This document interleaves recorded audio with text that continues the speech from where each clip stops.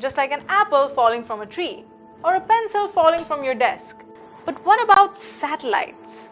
We send them up into space, but they just keep revolving around the Earth. Why don't they just fall and crash into the Earth? The answer lies in the fact that satellites move sideways relative to the Earth's surface. The Earth's gravity is constantly pulling satellites towards itself, but it's because of this sideways movement that satellites don't fall to the ground. It's a lot like swinging a weight on the end of a string. Without the sideways motion, satellites would simply fall to the center of the Earth, and without the Earth's pull, they would go flying off in a straight line.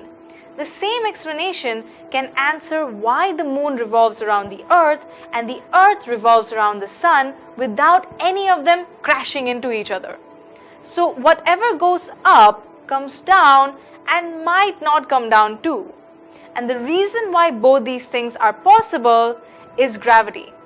Things like why an apple fell to the ground or why the moon didn't fall to the ground fascinated the scientist Isaac Newton.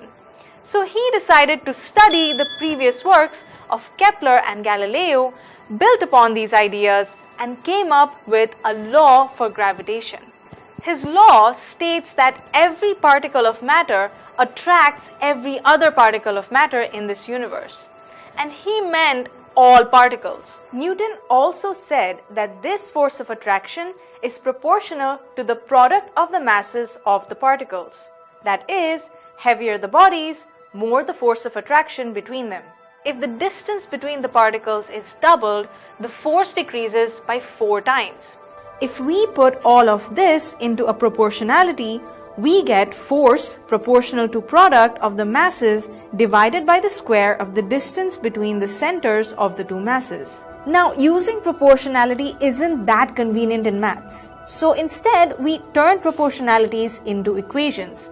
Now, in order to do that, we have to replace the proportionality symbol with an equal to symbol. And that means we also have to add a constant, the universal gravitation constant, or G. If we now rearrange this equation, we get an equation for the universal gravitation constant, which is equal to the product of the gravitational force and square of the distance between the two masses divided by the product of the masses of the two objects.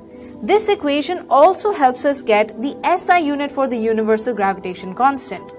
Using the SI units for each of the terms in the equation, the unit for G turns out to be Newton meter square per kg square.